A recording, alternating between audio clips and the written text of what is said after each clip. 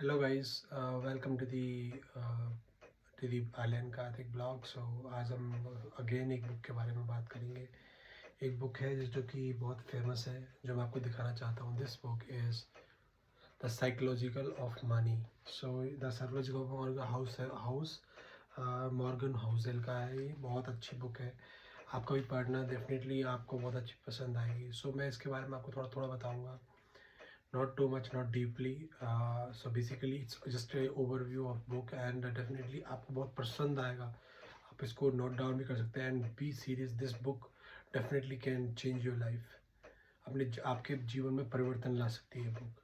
Start करते हैं। The first chapter is human behaviour. So हम ह्यूमन बिहेवियर है, हमारा नेचर ऐसा होता है जो कि हम हर चीज़ में लालच सोचते हैं। बिहेवियर हमारा हमारा एटीट्यूड होता है, और हमारी मतलब चीज़ों पे जैसे कि हम हर चीज़ को बहुत अच्छे तरीके से देखते हैं। गाइज इसमें 12 चैप्टर हैं, तो सारे मैं आपको कवर करूँगा, बट आप प्लीज़ उनको ध्यान से देखना, और प्लीज़ लाइक एंड शेयर करना, और आप कमेंट करना कि आपको क्या पसंद आया। और अगर आपको कोई अगली ऑडियो बुक सुननी हो तो प्लीज़ आप मेरे को please comment on you know on comment कर सकते हैं और मुझे बता सकते हैं। So human behaviour, basically human behaviour क्या है, एक नेचर है हमारा, जो कि हम नेचर को मेंटेन करते हैं फॉर पैसे पैसे के लिए, हर चीज़ के लिए।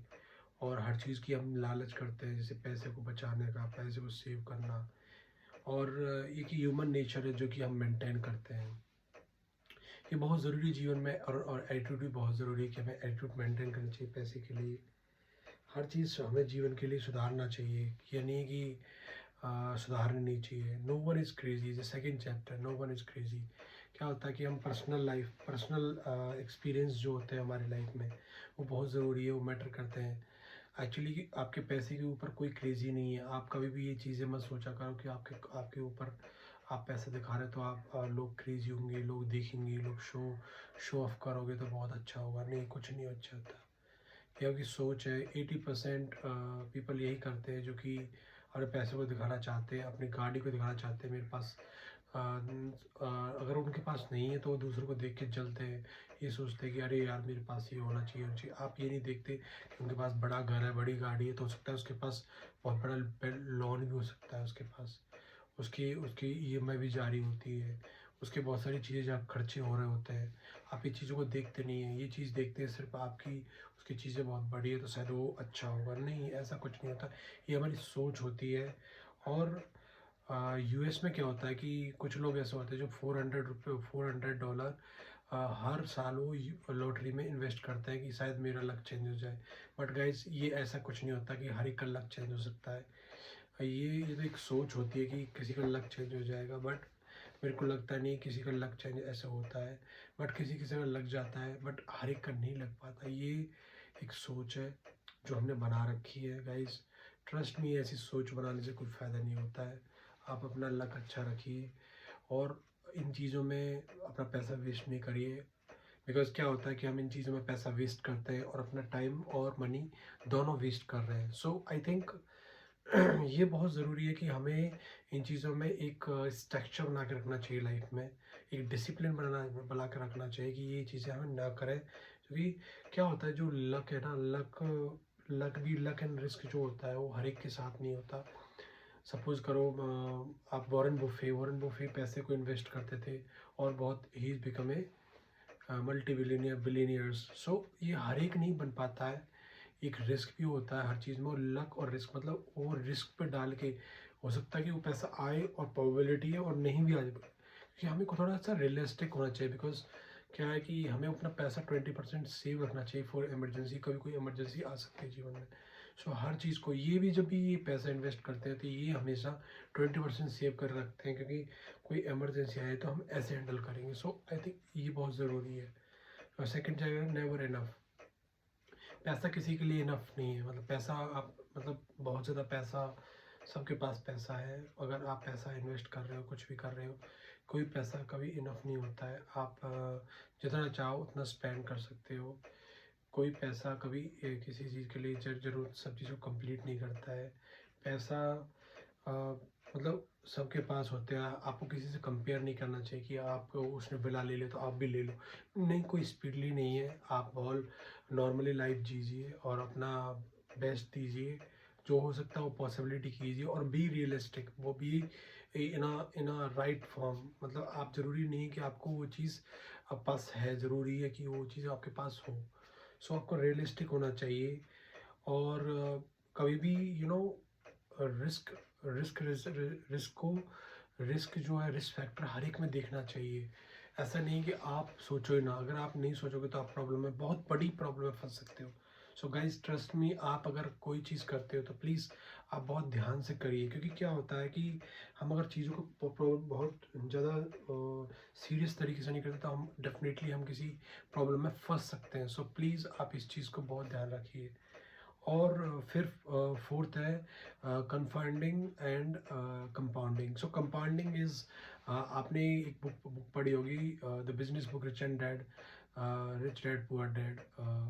सो दिस बुक, ये rich dad and poor dad सिखाती है कि पैसे को हमें कैसे कंपाउंडिंग करना चाहिए। ये हर एक नहीं कर पाता है, इसमें हर एक इस चीज़ में वेल्दी नहीं हो पाता, बट कुछ लोग होते हैं जो कि अपना दिमाग लगा के और वेल्दी हो जाते हैं। सो आप इन्वेस्ट करिए वाइसली, बट पहले आप सोच लीजिए आपको करना है नहीं करना है, बिकॉज इसमें जैसे कि आपको बहुत ज़्यादा विनम्र बनना पड़ेगा। दूसरी चीज़, आपको आपके डिसीजंस मैटर करते हैं, बट मैं सजेस्ट करता हूँ कि आप इस चीज़ को ना करें, बिकॉज क्या होता है कि डिफ़िकल्ट सिचुएशन लेने पे कभी कभी हमें पछताना पड़ता है, और हम इतना पछताते हैं कि मतलब हम आगे उभर ही नहीं पाते उससे। सो ये ज़रूरी है कि आप अपना जो डिसीज़न है वो वाइसली लीजिए। ज़रूरी नहीं है कि उसको फाइनेंशियली ब्रेकेबल देख लीजिए कि फाइनेंशियली आप ले सकते नहीं ले सकते कंपाउंडिंग का डिसीजंस। और प्लान अकॉर्डिंगली, मतलब प्लान करिए आप अकॉर्डिंगली पहले। मतलब अगर कोई चीज़ प्लानिंग नहीं है और आप ऐसे ही आप बिना देखे बिना सोचे कर रहे हो तो आप कभी सक्सेसफुल नहीं हो सकते कंपाउंडिंग में। अब next is tell you win. So basically ये स्टोरी है टेल यू विन। इन्वेस्टमेंट जो होती है, जो हम इन्वेस्टमेंट करते हैं उसको कैसे इन्वेस्ट करना है और कैसे किस टाइम से सोल्ड आउट करना है, ये हर एक की टेक्निक पे नहीं होता, ये हर एक सोच होती है। ये हमें कैसे हमें प्रॉफिटेबल होना है उस चीज़ में।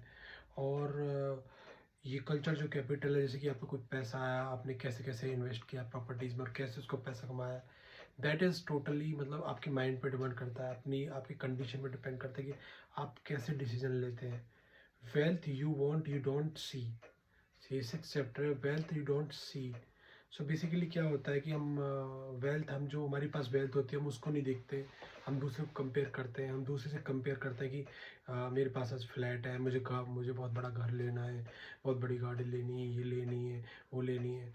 बट हम कभी पर्सनली हम कुछ सेव नहीं कर रहे होते, हम सब पैसे को इन्वेस्ट कर रहे होते हैं और हमारे पास अनटिल कुछ नहीं होता है।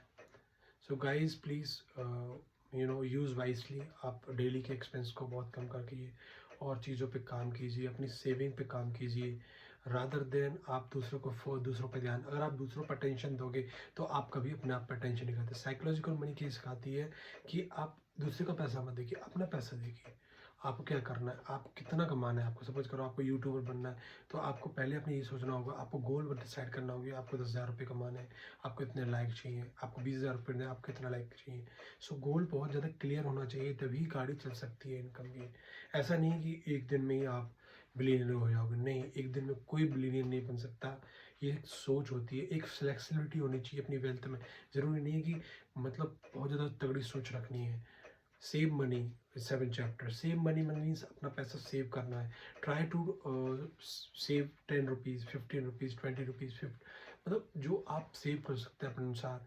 100 rupees, 200 rupees, 1000 rupees, 2 lakh rupees, आप धीरे धीरे आप सेविंग में इन्वेस्ट कर सकते हैं। बट ये मतलब सेव कर सकते हैं, इन्वेस्ट नहीं, सेव कर सकते हैं पैसे बहुत आसानी से, जो आपको रीजनेबल लगती है। ज़रूरी नहीं है कि सारा पैसा सेव करना है, यू कैन एक स्लोली आप इस चीज़ पे काम कर सकते हैं।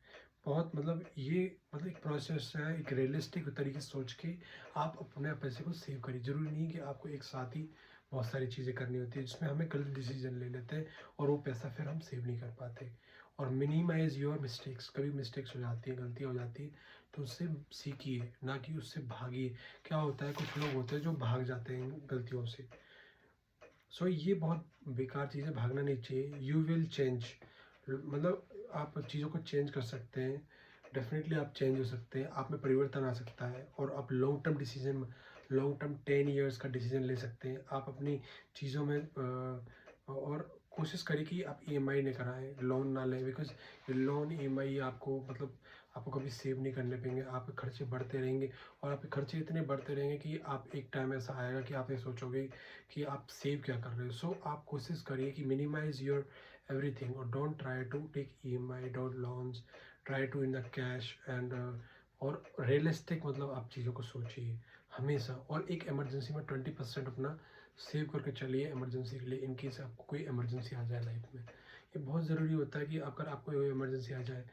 और फिर इसमें 11 chapter the seduction and possibilism, क्या होता है कि कभी कभी चीज़ों में हमें खतरा होता है, चीज़ें रिस्क होती है और हम क्या करते हैं, उन कॉन्फिडेंस में आके हम उस पर डिसीजन ले लेते हैं। नहीं भाई, बिल्कुल आप रियलिस्टिक बनिए। आप इन चीज़ों को रियलिस्टिक बन के करोगे तो आपकी चीज़ों में आपको भी मज़ा आएगा और आप बिल्कुल एक्यूरेट करोगे। 12 कन्फेशन फाइनेंशियली इंडिपेंडेंट। आप कन्फ्यूजन जो क्या है कि आपको चीज़ों से कॉन्फिडेंशियल होना पड़ेगा। जैसे कॉन्फिडेंस मतलब चीज़ों को आप किसी से शेयर ना करना, मतलब बिल्कुल ध्यान रखना चीज़ों को। 20% अपना इमरजेंसी रखना और अपनी इंश्योरेंस पॉलिसीज़, अपनी हर चीज़ को मतलब मेंटेन रखना। सपोज करो आपको मेडिकल इंश्योरेंस होना चाहिए, बिकॉज ये बहुत ज़रूरी होता है कि हम पैसा हमारा सबसे ज़्यादा मेडिकल में लगता है, इनकी कोई इमरजेंसी आ जाती है तो बहुत ज़रूरी होती है इन चीज़ों का।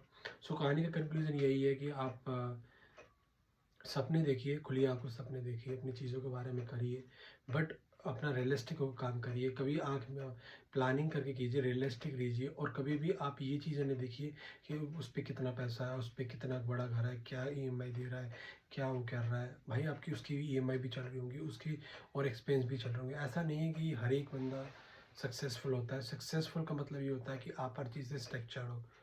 और दूसरा, पैसे को सेव कर चलिए। अगर फ्यूचर में, भविष्य में आपको पैसे की ज़रूरत पड़ेगी, अपने बच्चे के लिए, आपके माँ बाप के लिए, आपके अपने लिए, क्योंकि आपको जब बुढ़ापा आएगा तो आपको उस चीज़ की सेव होनी चाहिए।